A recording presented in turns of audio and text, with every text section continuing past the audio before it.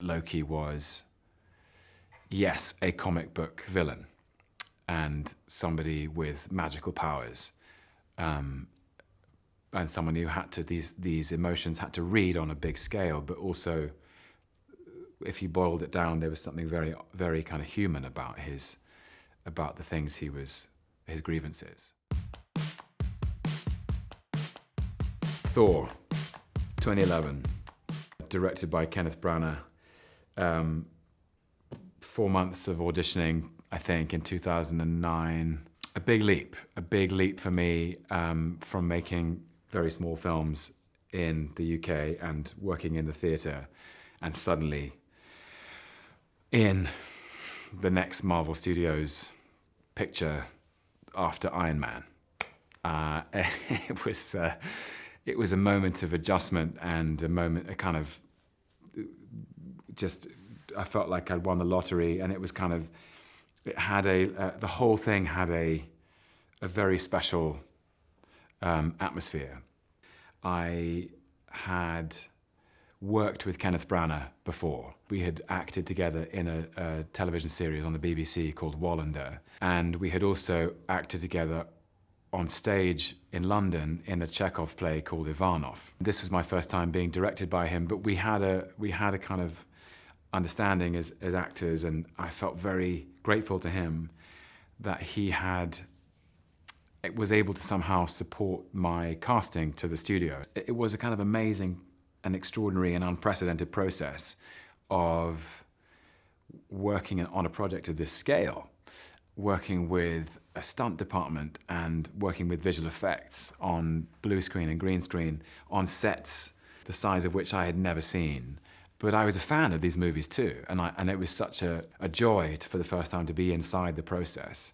But rather like any process of making a film, in the end it comes down to the atmosphere you create together as actors, and trying to tell a story and trying to tell it with, which is interesting and complex and sort of recognizable emotion, and hopefully it's funny and it's moving and it's touching, and it connects with people. And I could see from the first scripts that the story was really, there were two stories almost. One was on this epic, spectacular canvas, Asgard, a shining city in the sky with a rainbow bridge and a kind of intergalactic energy that connected it to other universes, that transported characters to new worlds, and this was a world of gods and monsters, a world from myth and legend. And we knew the film had to deliver on that scale. But inside it was a very small drama about a family, about a father and two sons. Ken Branagh sitting us down and saying, actually, this is what the film is it's about this family. And a father, two sons, their mother, and there are all sorts of fractures. If that happens to be the family, the royal family at the top of the universe, there's a very, very high stakes. But ultimately, they'll still have the same very relatable, very accessible family dynamics as any family on the planet. And so that became a very interesting psychological thing to explore about a triangle of Odin and his two sons, Thor and Loki, and Loki's sense of being marginalized or less favored than Thor, and why that should be. Was it just because he's the younger brother and therefore won't inherit the throne and all that responsibility?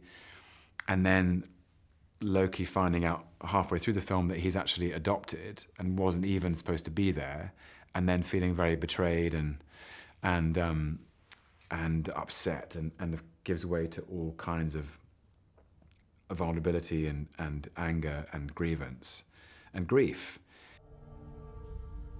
Love his son. Yes. Why? You were knee-deep in Jotun blood. Why would you take me? You were an innocent child. No. You took me for a purpose. What was it? Tell me! And that's when he becomes an antagonist in a way, and that's that Thor and Loki fragment and split off and become adversaries. I swear to you, Mother, that they will pay for what they've done today. Loki! Thor! I knew you'd return to us.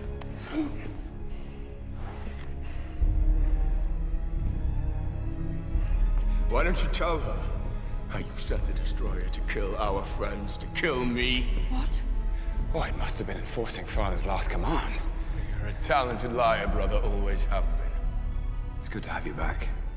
And all of that was really rich material to get into, especially with these actors. You know, I remember that day that Loki finds out he's adopted, and it's a scene in the weapons vault, and it was a very small scene in terms of its kind of structure. And on the day, Kenneth Branagh and Anthony Hopkins, and I was there going, oh my God, working with Kenneth Branagh and Anthony Hopkins. And I remember them kind of not able to talk to each other about how much they admired each other, so they came to me, which was quite sweet. And Anthony Hopkins telling me how much he admired Kenneth Branagh, and Kenneth Branagh telling me how much he admired Anthony Hopkins. I felt I was like a vessel for their kind of sheepishness about being able to be honest about that. But it was a big day, and it was a big day of big emotion, and I remember that scene became the anchor for the whole characterization. You know, it all makes sense now why you favored Thor all these years. Because no matter how much you claim to love me, you could never have a frost giant sitting on the throne of Asgard. Loki was, yes, a comic book villain and somebody with magical powers, and someone who had to, these emotions had to read on a big scale, but also, if you boiled it down, there was something very, very kind of human about the things his grievances. And last but not least, my first film with Chris Hemsworth, with whom I made a very fast and firm friendship, because we were playing brothers in this enormous thing, and it felt like we were brothers by the end in some way. He was the only other person who understood what the experience had been like. He was the only other person who, I came back and friends of mine were like, how was it? And it was always hard to explain, and there's one person who knows, and it was Chris. And we've always shared that, really, because it's a kind of a life-changing moment for both of us. Avengers, the first one, 2012, and it was the first big team-up superhero film.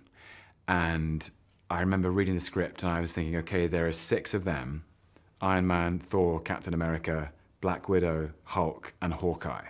And there's one of me. And the way this film is structured is the Avengers have to win. And we all want to root for the Avengers. And it was so brilliant because it was almost like Loki's superpower, which is his mercurial shapeshifting and his capacity to manipulate situations, his wit, his charm, his sort of strategic intelligence, is used to turn these individual characters against each other initially, so that he has the upper hand. And then in the second act, they actually all unite as a team to stop him. And I remember thinking, I've got to really lean into being a pure antagonist in this one, because the balance of the film needs to be such that you just need Loki. Loki needs to. I wanted the audience to cheer at the end when he gets Hulk smashed, and I think they did. Anyway.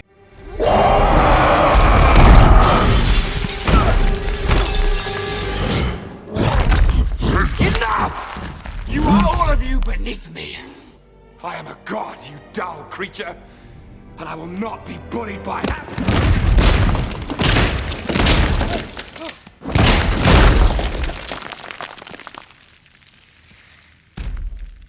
Puny god.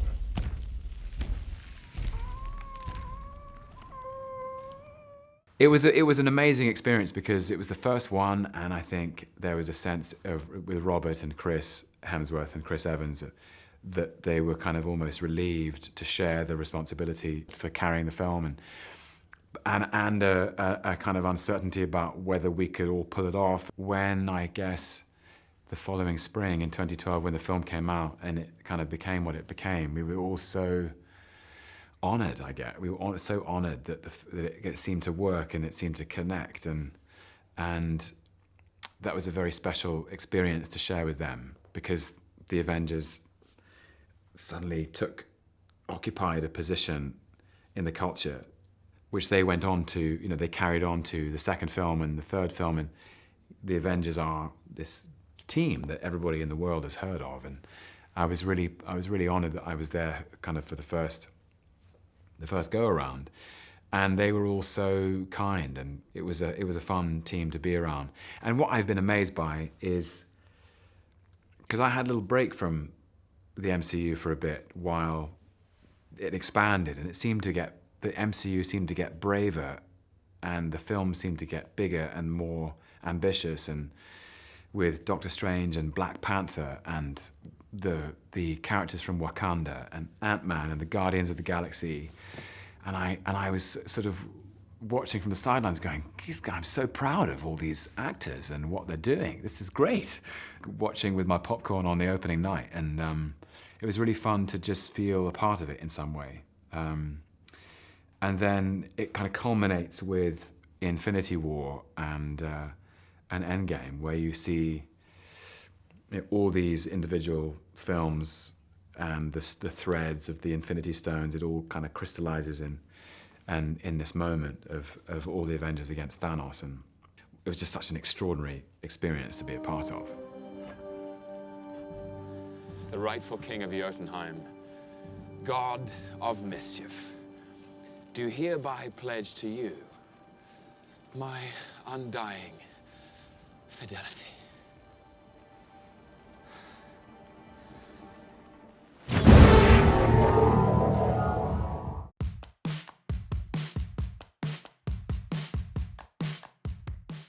What I always used to say was, like, Taika took everything that had been built before and just added all of his own kind of sense of humor and style, and the bells and the whistles, and there were fireworks, and he was able to respect what had gone before and say, but this is my reading. And it was so playful and so irreverent. It was just so fresh. And my first conversation with Taika was, so look, 3 movies, and Loki's always somehow manages to, pull the wool over Thor's eyes and get him to trust him and then betray him.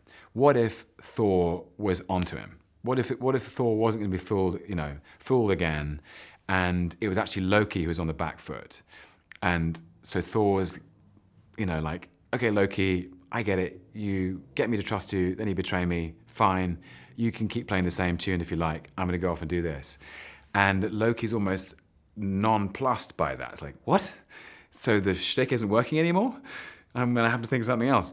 And that was really new. So in a way, like, Loki becomes the sort of straight man, and Thor becomes like off, and Thor's playing off that. And Loki has to think of like another way, a sort of a way of reinventing himself because it isn't working.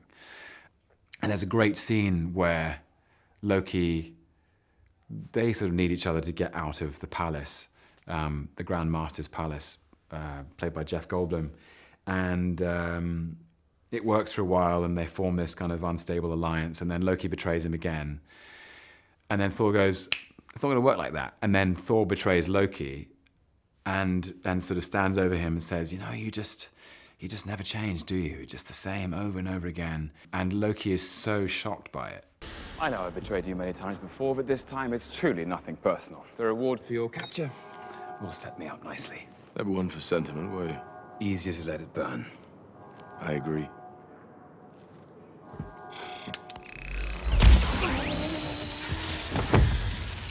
Yeah, it was just fun to kind of to send up some of the things that I had played with such sincerity in the previous films. And Taika is, he comes from a background of independent filmmaking and comedy, and we improvised a lot.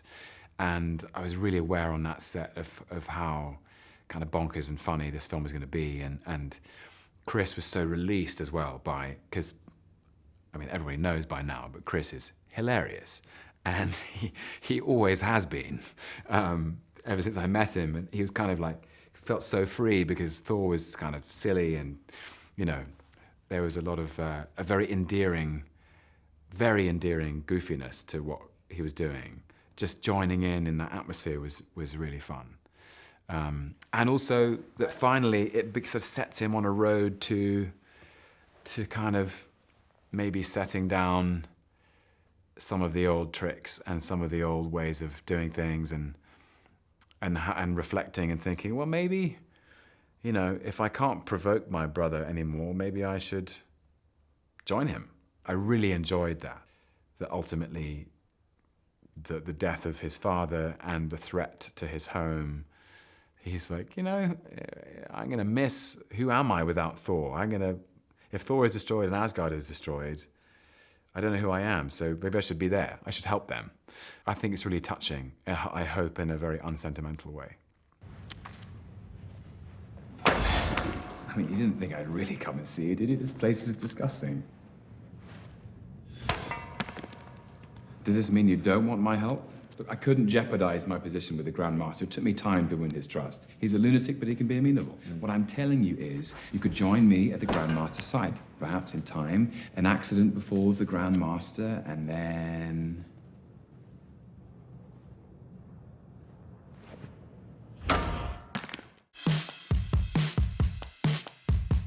What I love about Loki, the series, is it's the Loki you know in a world you don't know.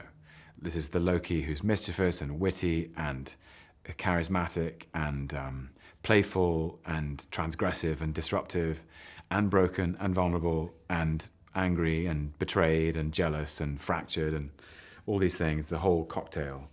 Someone who you can't trust, ever the trickster. But he's always someone who's somehow been in control. And he's suddenly in a world where he has no control. He's in a institution, a bureaucracy called the TVA, the Time Variance Authority. And they are an organization who have been tasked with the order of time.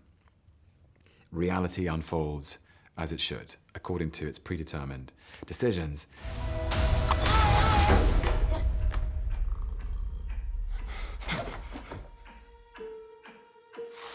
Please sign to verify this is everything you've ever said. This is absurd. Sign this too. And Loki is a character who basically inhabits the idea of chaos. And he's up against a bureaucratic institution that inhabits the idea of order.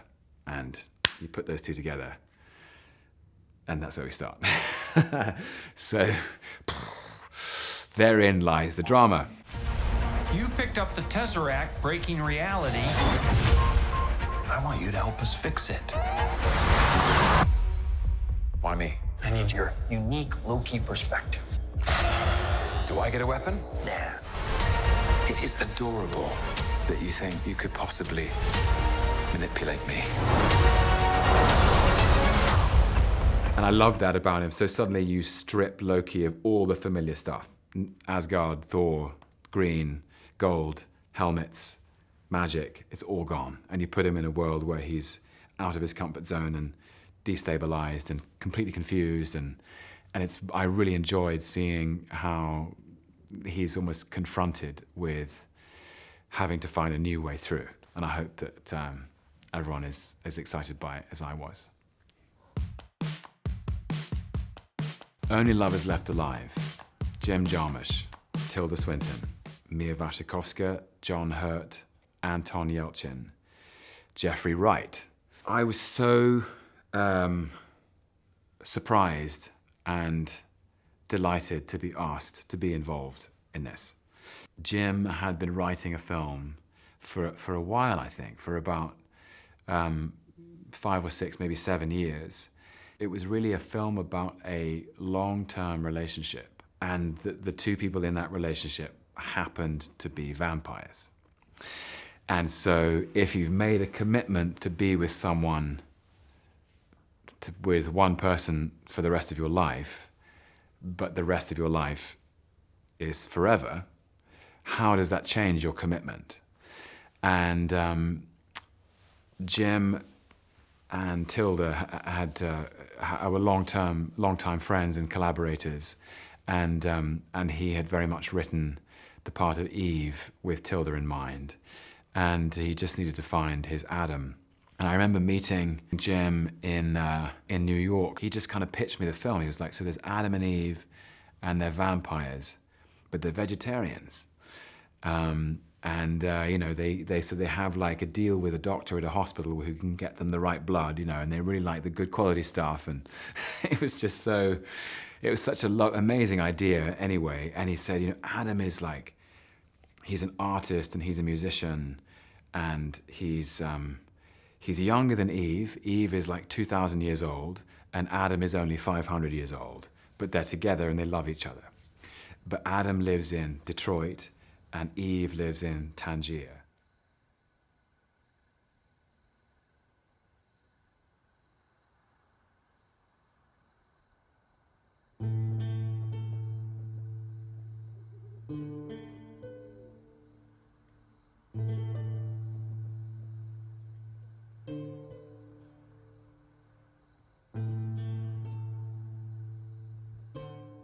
And it's a kind of, sometimes they spend time apart because he likes to go and make music on his own, and he's kind of unhappy. He's inclined to the sort of the heaviness, the spiritual heaviness of the romantics, a pure romantic, somebody who feels everything, and can maybe perhaps he's even a little bit depressed, and he feels kind of burdened by the weight of the world on his shoulders, and that you know that life is unfolding, that reality and things happening on Earth are not going well, and he has a heavy heart, but it's a pure one, and it's an honest one, and it's kind of got this quite childlike sensitivity. And Eve is much wider and deeper and broader, and that she can contain him. I think it's called Only Lovers Left Alive for a reason. It really is about love and the power of real love and the endurance and durability of it, and how strong it is if it's real.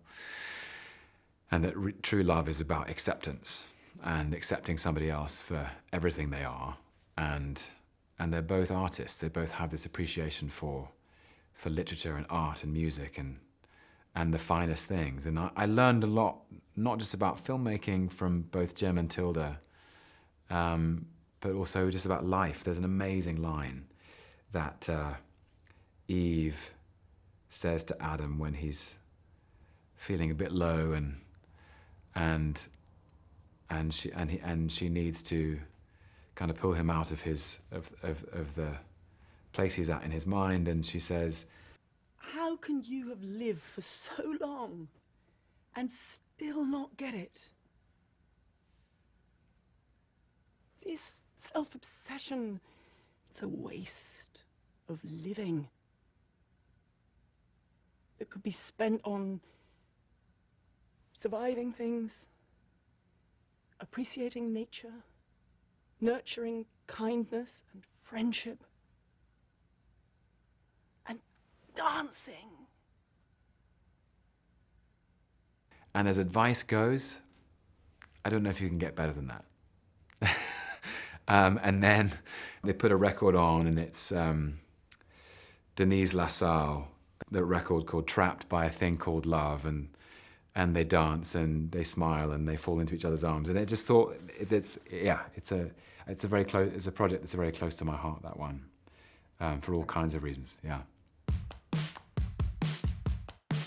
Crimson Peak, Guillermo del Toro.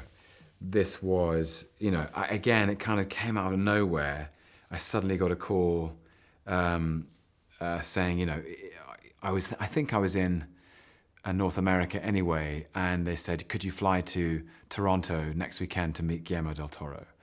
And I was like, sure. And I got on a plane and I met Guillermo, and he kind of met me straight off I arrived at the studio straight off the plane, and we sat down and had a cup of coffee or something, and he pitched me this film, a Gothic romance, in the manner of the great Gothic romance novels of English literature, Jane Eyre, The Mysteries of Udolpho by Anne Radcliffe.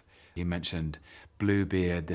There was a trope, essentially, in literature at a certain time where a young and pure-hearted heroine would meet a tall, dark stranger who lived in a big house on the hill. And they would fall in love, and then it turns out the tall, dark stranger was not as pure-hearted as perhaps she first thought, and maybe there were some skeletons in the closet or in the basement. And this was kind of a literary trope in that time. And he wanted to use that to make a version of that sort of film, but with a different sort of ending. The ghosts, rather than being somehow metaphorical, would be real, and that he'd be using the same techniques and craft and makeup to bring these ghosts from the past to life that he had used in his other films, particularly Pan's Labyrinth and The Devil's Backbone.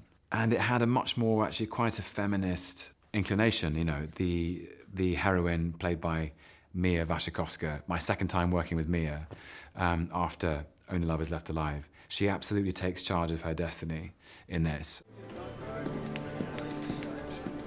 Good morning, miss. Forgive the interruption. I have an appointment with Mr. Carter Everett Cushing. Goodness, with the great man himself. I'm afraid so. Sir Thomas Sharp, Baronet. He'll be here shortly. Thank you. You're not late, are you? He hates that. Not at all. In fact, I'm a little early. Oh, I'm afraid he hates that too. The film is about Edith's agency.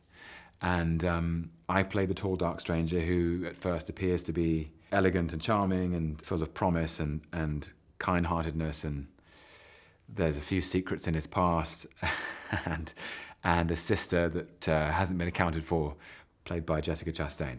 Guillermo's knowledge of his craft, of the world of literature, of the world of Gothic romance, of cinema, of acting, of filmmaking is encyclopedic.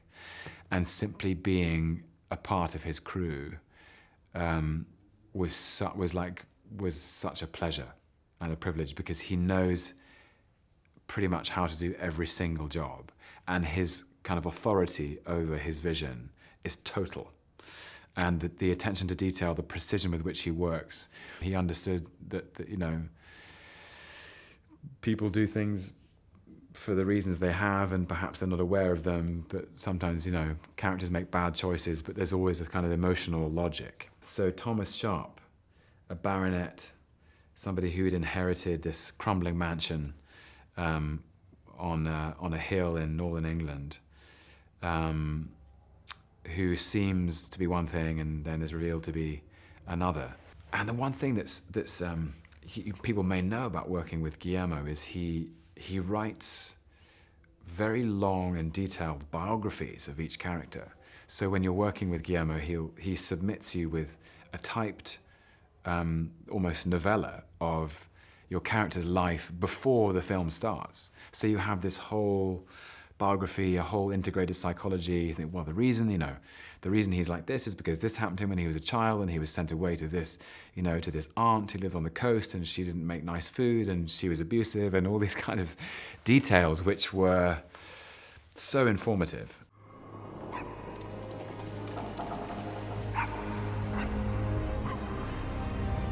Goodness, how many rooms are there? I don't know.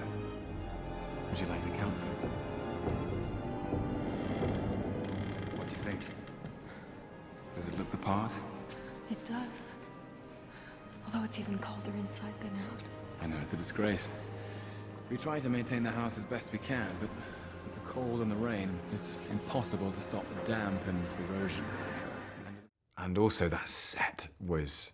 I remember we were in a studio in Toronto, and Allerdale Hall is the mansion that the Sharps live in. And he built a set that was on 3 or 4 stories. I think it's one of the biggest sound stages in North America, so we had to be there to fit this set inside it. And so that when you go upstairs, you would actually go upstairs, and when you walked along the landing, you could play. If somebody was on the ground floor, somebody could be on the 3rd floor landing, and you'd play these. I mean, it was like a real house.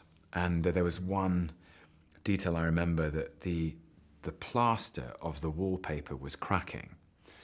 And if you looked closely, the cracks in the plaster spelt out a word, and the word was fear.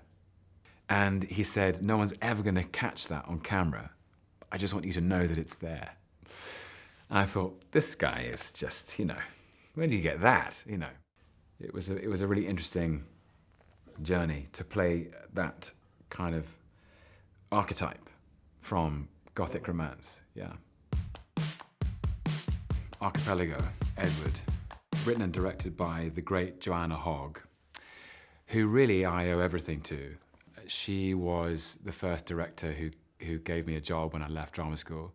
It was an extraordinary first film for me, because Joanna almost invented for herself a new way of working, which was to take a script which had a story which went from A to Z or A to Z, and she decided to film it or shoot it chronologically.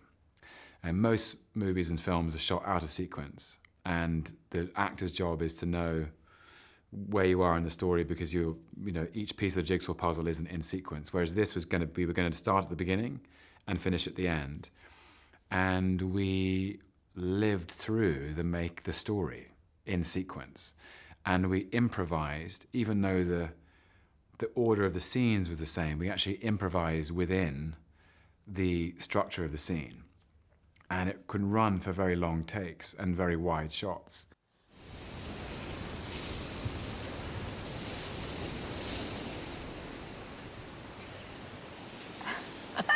You look just like Dad with that on. You do. Weird. Way around. No, it's the right Yeah, way it's the round. right way around. An archipelago is a collection of small islands scattered in a body of water. And they are, the archipelago in the film is the Isles of Scilly, or the Scilly Isles, which are about 25 miles off the coast of Cornwall in the UK. So very far south on the way into the Atlantic Ocean. And the location is where these older children, Edward is one of them, they're going off for one last family holiday.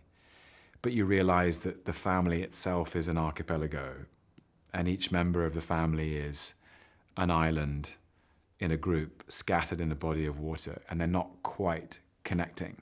All the actors live in the house where the characters live. And it's interesting, I think the effect is one of, you start to do things authentically and do things on camera in a very unaffected way. So if a character goes to make some eggs or make a cup of coffee or a cup of tea, because you're actually living there all the time, you do it, you're almost not acting it anymore. And similarly, in a very unusual way, we started at the beginning and we improvised our way through the whole story. It was kind of an extraordinary tuition in the honesty of film acting, which I owe to Joanna, because she loved the naturalism of the way real life is. It gave me a lot of insight into the kind of discipline that actors have to have about the truthfulness of what they're doing. I've got one night to see her before I go away for 11 months. I don't know what's going to happen. And So you're going to split up? no, we're not going to split up. Okay. I don't know what we're going to do. I mean, actually, frankly, it would have been nice to have had her here with us now. I don't really see why she couldn't have come. She couldn't really come here, could she? Because it was like a family holiday. Edward in Archipelago was almost the first in a line of characters of people who felt, which is, I can only sort of tell looking back, is characters who felt that they were somehow misunderstood or slightly isolated within their own family. And it was quite strange, because I remember shooting Archipelago just before I went to Los Angeles to start making the first Thor film. And there were these strange connections I started making between Edward and Loki, which were that they're both siblings and they both feel misunderstood by their parents, and they're completely different films. I mean, the idea of Loki turning up in Archipelago is a puzzling one. Or the idea of Edward turning up in Thor with a kind of a scarf blowing in the wind. You know, it's kind of a fish out of water. But weirdly, I was kind of playing in the same territory psychologically, which is an interesting thing at the time. The Deep Blue Sea, we made it in the late fall, early winter of 2010, directed by Terence Davis and starring Rachel Weisz and Simon Russell Beale. And it's based on a play by Terence Rattigan. It is a very moving portrait of a woman who is trying to leave a very fragmented marriage and moving into an affair with a younger man in London in the 1950s, in the wake of the Second World War. And she falls in love with a young bomber pilot called Freddie Page, who I played. She feels slightly stranded between two men who offer her different things. It's really a film about unrequited love or the ways in which we misunderstand each other in our attempts to love. Terence Davis is a very poetic British filmmaker, and I found Terence very sensitive and caring and kind, and his knowledge of the perspectives of these three people. He was very attentive to both, to Rachel and to Simon and to myself, and understood that there really are no villains. Characters singing in pubs is almost a signature piece for Terence Davies, because he remembers as a child growing up in Liverpool that in those years after, Britain was not an easy place to be, because so many of the cities had been ravaged by the Second World War and communities had been diminished, and the economy had taken such a hit, and the 50s were quite hard for people to get through. But he remembers as a child, at a certain time of night, walking past the local pubs, and people would go to the pub and they would sing together as a group act. And so it almost in the Terence Davis thing to have people singing in pubs.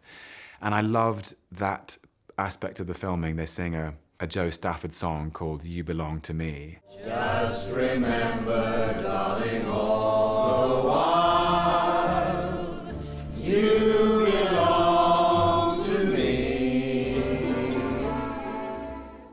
And I think in the film, if I remember, it blends into them dancing together and having a very, very close, intimate moment, which is almost about the poignancy of being alive. They're so happy to be alive. And I think Freddie feels so privileged that he was one of his number in the Royal Air Force to come back, and that he's made it out. And to your second point, I think that's why he's so angry, is because there's a moment where Hester, Rachel's character, makes an attempt on her own life, which is unsuccessful. And Freddie is so enraged that she could be so careless with life, but he also doesn't have the sensitivity to contain her anxiety in that moment. And in his anger, you suddenly see all of his war trauma that actually he hasn't been able to unpack. I know that I'm going to die. Just accept that it isn't your fault. It really isn't, Freddie. You can't help who you are. I can't help what I am. Well, I'm not carrying the can for this old darling. No dice. I'm not the villain of the piece. No one is saying you are. Haven't you read what I wrote? I'm not blaming you. I was the one who wanted to wait for the divorce. You didn't. You jumped that particular fence. No, I never gave myself a big build-up. You knew exactly what you were getting. Yes. I knew the risk I was taking, and I took it! Oh, my